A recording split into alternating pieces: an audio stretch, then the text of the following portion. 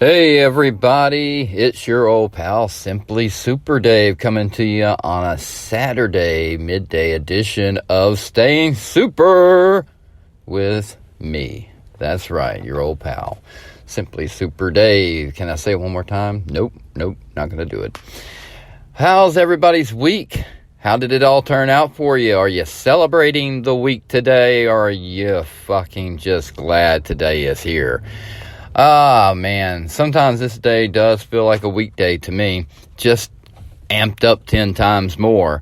The only difference, though, is what I love about is the morning drive, because there's nobody out on the road, nobody running to work, nobody going to school, no school buses, no school zones, and it's just kind of easy driving for the delivery man who brings the cake everywhere he goes.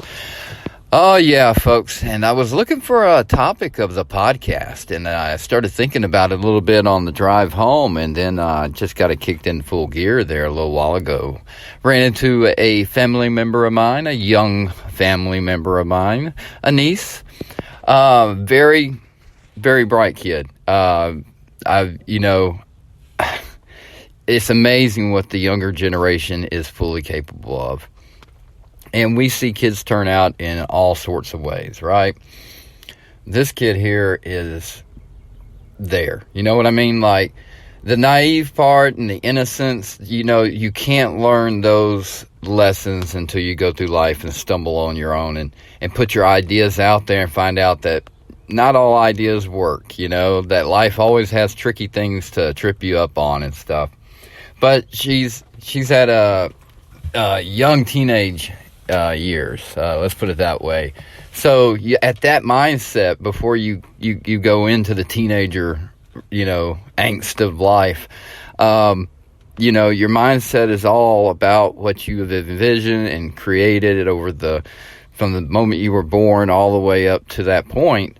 It's all about your world, and what you've created, what you've been into, what you think is the biggest thing and all that kind of stuff. And then you get dashed into this teenage reality of cliques and stuff and so forth, and you kind of split off into what your interests are, and those are the people you associate with, whether you're in a band, whether you like football, or you're a cheerleader, or if you like art, or, music, whatever it is, English, math, whatever it is that we all split off into, just so many different things. And then you have the real life people who just don't fit into school at all, and they go on to become tradesmiths or do something on their own and create something completely, there's all types of people out there, and a lot of people don't get on the right track, and some fall behind and whatnot, and bad things happen, or they get put in situations. Either way, we all get there by our own decision and discourse. And I brought up the point because I asked where her mother was, my sister, of course, many of, and so many, and she was outside in the car. So I had a moment there, because usually mom will step in and then we talk or whatever, and as most children, they step to the side and the adults are talking. But I had a moment to just kind of have a conversation, and for me, being nearly 50 years old, I'm not like your average 50-year-old person. So I never had kids. The way I talk and the way I deal with things, I always just come out of left field, right? So I bring up how proud I am of her and things. And she actually said, "Do you do a podcast?" And I said, "Yes." But then I spilled into, because you know me, I'm a deflector. I always like to turn a conversation into something about that person or anything not personal about me. How about that? And I caught myself doing that as I made a joke about the hot dogs, which I will tell you in just a moment about. But I told her how proud I was of her, because I think she's a very bright young girl, and she's obviously interested in many things, like I said, at that age. And she has a lot of bright ideas, and she's very intelligent, and it was just made me proud that she actually said hi to me and got my attention in a public place. You know, when you get to be old and weird, it's nice when other people of good energy, and you know how much I care about energy, you can feel it off people.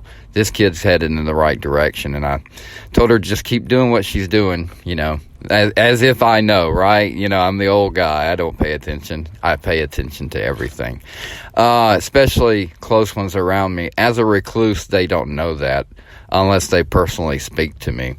But I tend to pay attention to the people I'm closest to and details and things like that. Even the people that think I don't pay any attention or even listen to them.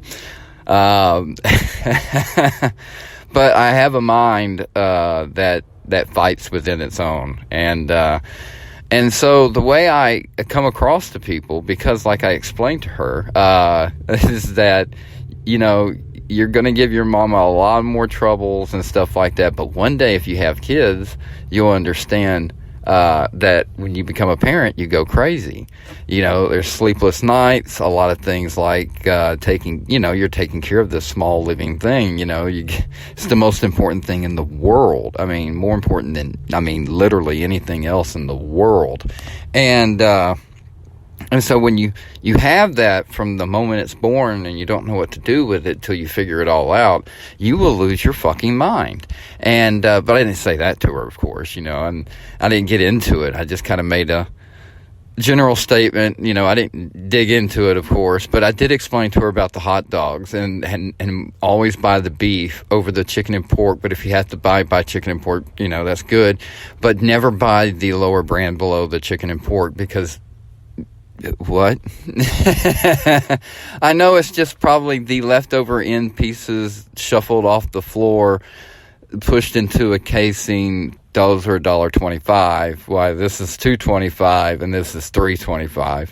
Obviously, it's just, you know, why even put the dollar? I mean, you know, is it safe? I mean, what is it? Don't even say byproducts. I don't know. Anyway, so that was my advice, and I'm pretty sure she left going, my uncle is fucking weird.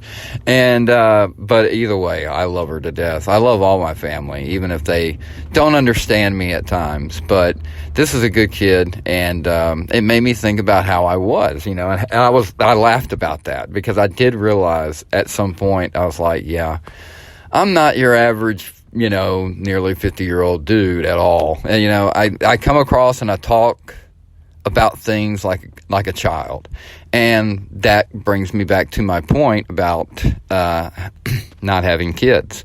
I have adopted and been a part of raising children, or teenagers, actually, mostly. Never got in on that baby action. That's where I think the losing the mind the most is. I do know the stress and frustrations from dealing with a young individual who's becoming on their own and feels independent and wants to blah, blah, blah, but has to learn the realities. You have to earn that independence and so forth. And then when you have it, you can be whoever the hell you want to be. But until then, you know, and whoever pays the bills makes the rules kind of thing, you know. And so that was the only part of parenting I was really a part of. I didn't get to do, you know, fishing trips and things like, you know, raising them. You know, I just kind of came in and took over, kind of guided the boat, and I was the grumpy guy. I was like in The Last of Us, all right? I was kind of just standoffish, you know. But eventually, you know, but you didn't have any life and death moments to where they had to find out how much I love them. But thank God, I guess, right? We all want those Hollywood stories, but if you watch a good Hollywood story, there's a lot of tragedy that has to happen to bring the story around so you feel really happy at the end. There has to be a problem. There's always a problem to solve. There's always has to be a point to the movie. All right? I think some movies, you know, need some new points out there, you know. It's nice every now and then to have story is a big part to me when I select my films of interest and choices of top 10 and stuff like that. By the way, check out the top 10 movies of all time from Simply Super Dave himself. Check back through the past podcast. If you have never listened to them at all and you do like the show, I suggest you start from episode 1 and work your way on up, because I try not to be repetitive except for in certain topics, and mostly, and that's positive things like energy, the energy bubble that you create, who you are as a spiritual being, because that is your soul, your energy. Even if you don't believe in God, okay, I relate to you because I still believe in what you believe. But I also believe in God, okay? But I don't believe in a religious God because I don't believe in religion. I believe it exists, but I'm not a part of it. How about that? Because obviously religion exists. To say religion doesn't exist is to say there's no such thing as religion. But there is religions of all sorts and types, and not just, godly religions, okay? You got satanic religions. You got all types of religions out there, okay? So people break down, and I think that's their energy finding what they belong to. What is it inside of me that makes me pick up the glass of water and drink it?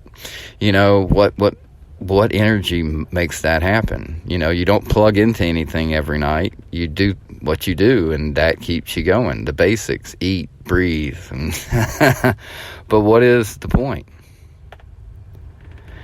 And then that's where human history has worked our way into, well, we're going to build things, and we're going to create, and we're going to trade with each other, and we're trying to create this. I don't know what we're trying to do. I really don't. So I guess that's where money comes in, because, well, money is the reason why we must do this, and da-da-da-da-da. And then it gets to a point where, I don't know. That's where I go to.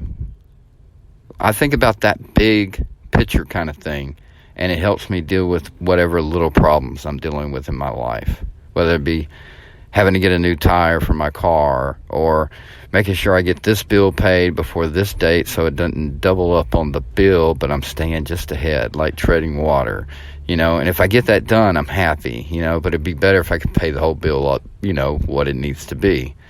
Paycheck to paycheck kind of living, making decisions on what I need to get from the dollar store that'll be pretty good tonight, and what I've had that I don't want because I've had it too many times, kind of thing. It's when you have a budget, it only limits you to the point where you can only have certain selections. You can't have the steak, It's beef hot dog night, not chicken and pork.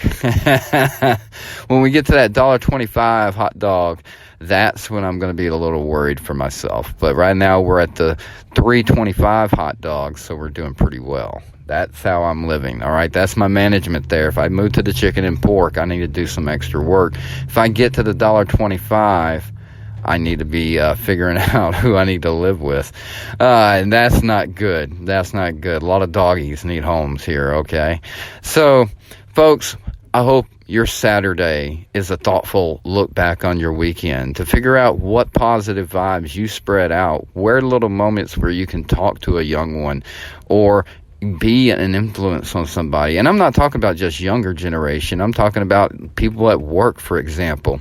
You could be someone that's been doing a job for many years, or you could be someone new on the job. And the trade information between people is what makes you better at your job or not. For example, if a young guy comes into the military, it's always good for the drill sergeant to teach him, and to teach him a certain way where the cadet eventually becomes a soldier and realizes the hardness and misunderstanding at first makes sense at the end. You got to understand, folks, if you're doing something wrong and someone corrects you, obviously you're going to be a little confused at first because you're being presented the answer that you couldn't think of. So obviously you have to question it. Now, depending if it's a time case situation, you should be allowed time to process and make the right decision. But some people can be overbearing. This is it. Do it now. And they don't want you to think. They just want you to do it now. There's a lot of that mentality in the world today. You got to stay away from those people.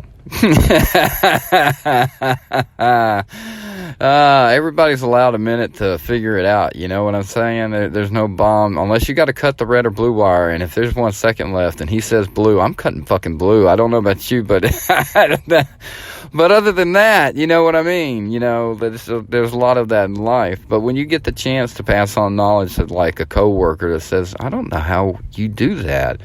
Take time, show them the tricks of the trade, the little trade secrets that nobody else knows or they don't put in the manual somewhere, you know. That little human spirit of figuring it out, you know. Hey, this ain't being taught, but this is the best way to do it. It's more secure.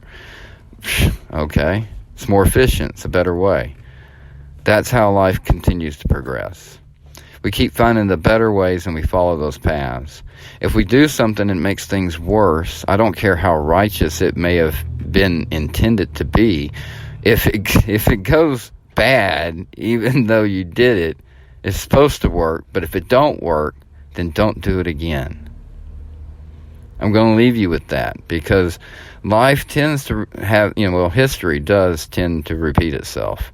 And life has a way of showing that it's been here for a while, it's going to be here again, no matter what we do. So worry about your little bubble, make it float along, and make sure you're spreading the most positive waves in the water. Make sure those shores are crashing down with them. Make sure you're passing on those little inside secrets. There's no race winner here, okay? There's no game to win, all right? So what I mean by that is don't hold back from sharing. Don't hold back from speaking up. Let people know how you feel. When you see something being corrupt, if you step into the voting booth and you know that if you vote for this or if you vote for that, it's the same thing and you want something different, vote differently. Oh yeah, I always go back to that. I'm very strong on that. We're going into a year where we're finding out who we're going to lead this country after probably some of the worst elections we've ever seen in our lives. It's only going to get worse if we keep doing the same thing over and over and over and over again. It's up to you, folks. I hope your Saturday is a defining day of your week, that you can look back and say it was a good week, even if it was a bad one, because you did the best you could, and that's all you can do. And you always do it with what, folks? Love and laughter, because it always conquers hate and fear. Go be a conqueror, folks. Don't be a victim.